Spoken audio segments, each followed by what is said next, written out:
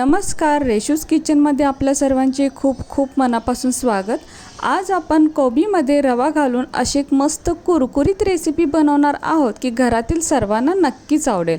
चला तर मग रेसिपीला सुरुवात करूया। तर त्यासाठी मी इथे थोडा कोबी घेतलेला आहे।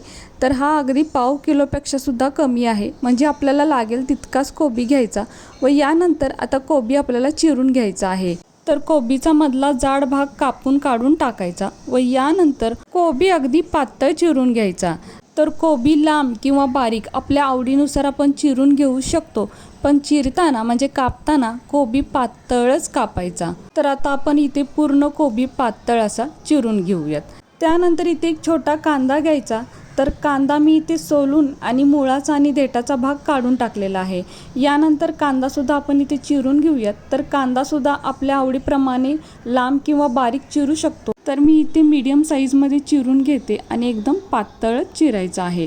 यानंतर छोटी सिमला मिरची घेतलेली आहे। तर सिमला मिरचीचा देठाचा आणि बियांचा भाग काढून टाकायचा व यानंतर सिमला मिरची सुद्धा लांब किंवा बारीक आपण चिरून घेऊ शकतो, पण सिमला मिरची सुद्धा पातळच चिरायची आहे। तर मी इथे अगदी मीडियम साईजमध्ये चिरून घेत आहे। यानंतर थोडीशी कोथिंबीर सुद्धा घेतलेली आहे। तर कोथिंबीर इथे मी देठासहित घेतलेली आहे। तर कोथिंबीर आपल्याला बारीक बारीक चिरून घ्यायची आहे। यानंतर एक भांडं घ्यायचं। तर इथे मी मोठा बाउल घेतलेला आहे। यामध्ये आता चिरलेला कोबी घालायचा। त्यानंतर यामध्ये पाऊण वाटी रवा घालायचा, म्हणजे कोबीचा अर्धा रवा घेतला तरीही चालेल। यानंतर सिमला मिरची व चिरून ठेवलेला कांदा सुद्धा घालायचा। आता हे सर्व एकत्र चांगलं मिक्स करून घ्यायचं। तर इथे आपण अजून पाणी नाही वापरले, पाणी न घालताच हे चांगलं मिक्स करून घ्यायचं। तर आता बघू शकताय रवा थोडासा ओलसर झालेला आहे। जे भाज्यांचं पाणी असतं यामुळे हा रवा थोडासा ओलसर होतो। तसेच रवा आपण इथे बारीक किंवा मोठा कोणताही वापरू शकतो। त्याचप्रमाणे आपल्याला अजून जर काही भाज्या आवडत असतील तर त्या सुद्धा इथे चिरून घातल्या तरीही चालेल। आणि मग हे सर्व एकत्र चांगलं मिक्स करून घ्यायचं। तर आता इथे बघू शकताय रवा या भाज्यांमध्ये चांगला मिक्स झालेला आहे।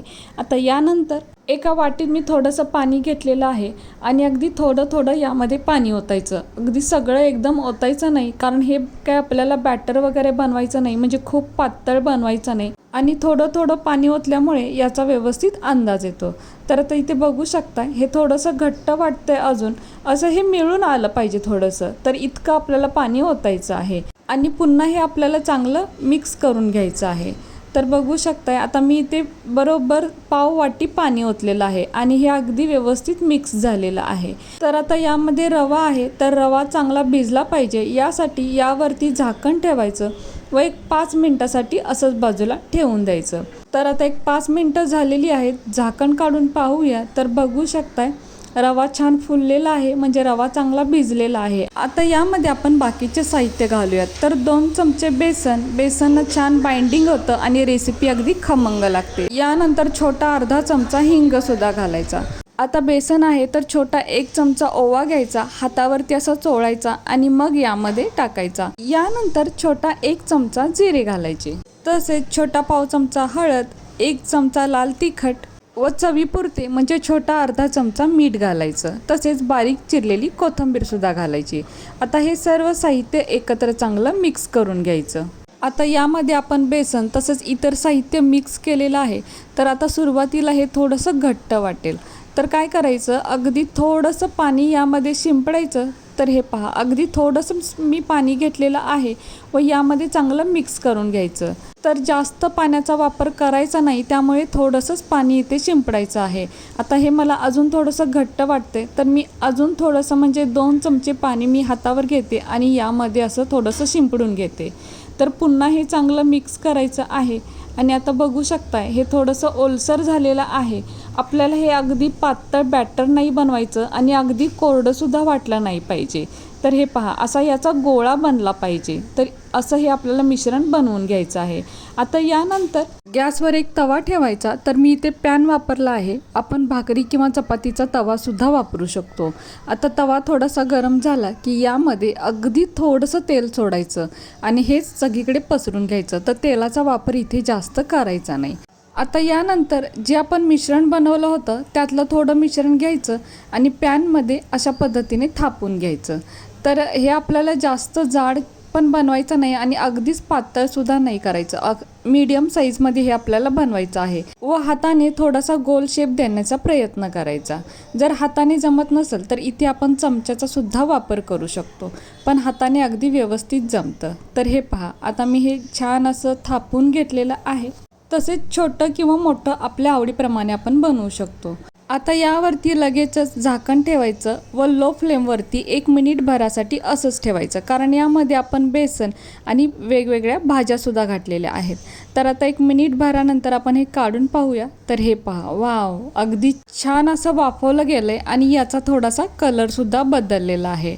आता यावरती पुन्हा थोडंसं तेल सोडायचं. तर तेलाचा जास्त वापर करायचाच नाही, अगदी थोडंसं तेल सोडायचं आणि हे लगेचच पलटून घ्यायचं. तर बघू शकताय, अगदी सहज हे पलटलं जातं आहे. पलटल्यानंतर उलाटण्याने किंवा चमच्याने हे थोडंसं साईडनं असं प्रेस करायचं, म्हणजे याची जी कड आहे ती सुद्धा अगदी छान भाजली जाते. तर इथे तेलाऐवजी आपण तूप किंवा बटरचा सुद्धा वापर करू शकतो, हे अजूनच टेस्टी बनेल. आता दुसऱ्या साईडने सुद्धा छान असं भाजून घ्यायचं. तर यावेळी गॅसची फ्लेम आपण लो टू मीडियममध्ये ठेवू शकतो. आता यानंतर पुन्हा आपण हे पलटून घेऊयात. तर बघू शकता इथे, वाव, दुसरी साईडने अगदी छान भाजलेलं आहे. आपल्याला हवं तर यापेक्षा सुद्धा अजून आपण खरपूस भाजून घेऊ शकतो. आता मी हे तव्यातून काढून घेते. तर बघू शकताय, काय मस्त दिसतं. आता इथे आपण अजून एक बनवून घेऊया. तर दुसऱ्या वेळेला तेलाची गरज नसते, पण जर तेल लावायचंच असेल तर अगदी थोडंसं तेल लावायचं आणि हे सगळीकडे असं पसरून घ्यायचं. यानंतर बनवलेलं थोडंसं मिश्रण घ्यायचं आणि हे हाताने असं पसरून घ्यायचं. हाताने जमत नसेल तर चमच्याचा वापर केला तरीही चालेल व याला असा गोल आकार देण्याचा प्रयत्न करायचा व लगेचच यावरती 1 मिनिट भरासाठी झाकण ठेवायचं, म्हणजे ज्या काही भाज्या असतात त्या छान वाफवल्या जातात. लगेचच यावरती थोडंसं तेल, तूप किंवा बटर सोडायचं व हे पलटून घ्यायचं. तर दुसऱ्या साईडने सुद्धा असं छान भाजायचं आणि ह्या साईडच्या कडासुद्धा अगदी छान भाजून घ्यायच्या. तर बघू शकता इथे दुसऱ्या साईडने सुद्धा अगदी हे छान भाजलं जातं. आपल्याला हवं तर आपण अजून छान हे खरपूस असं भाजून घेऊ शकतो. तर आता हे व्यवस्थित इथे भाजलं गेलेलं आहे. आता हे आपण पॅनमधून काढून घेऊयात आणि बघू शकता हे सुद्धा किती छान असं तयार झालेलं आहे. तर पाऊण वाटी रवा आणि 1 वाटीला थोडासा चढ असा कोबी होता व यापासून जवळपास इथे 3 असे हे कोबीचे थालीपीठ तयार होतात. तर हे तिसरं थालीपीठसुद्धा बघू शकताय, अगदी छान असं तयार झालेलं आहे. आता हे सुद्धा आपण पलटून घेऊया. इथे तेलाऐवजी तूप किंवा बटर वापरलं तर लहान मुलांना ते अजूनच आवडेल. यावरती आपण थोडंसं चीजसुद्धा घालू शकतो आणि बघू शकताय आता मी एका ताटामध्ये काढून घेतलेला आहे. किती छान दिसतो आणि कोबीचं थालीपीठ ना खरंच खूपच छान लागतं. अगदी खमंग आणि कुरकुरीत असं लागतं. हे हवं तर आपण असंच खाऊ शकतो, खूपच छान लागतं. पण मी आता इथे थोडंसं दही घेते.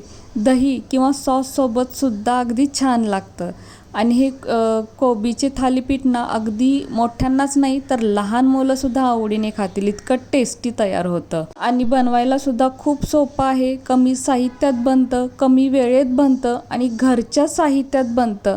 शिवाय पौष्टिक आहे आणि तितकंच टेस्टीसुद्धा आहे. तर तुम्ही एकदा नक्की करून पहा. आणि कशी वाटली तुम्हाला आजची रेसिपी जर तुम्हाला आवडली असेल तर आपल्या माणसांसोबत नक्की शेअर करा.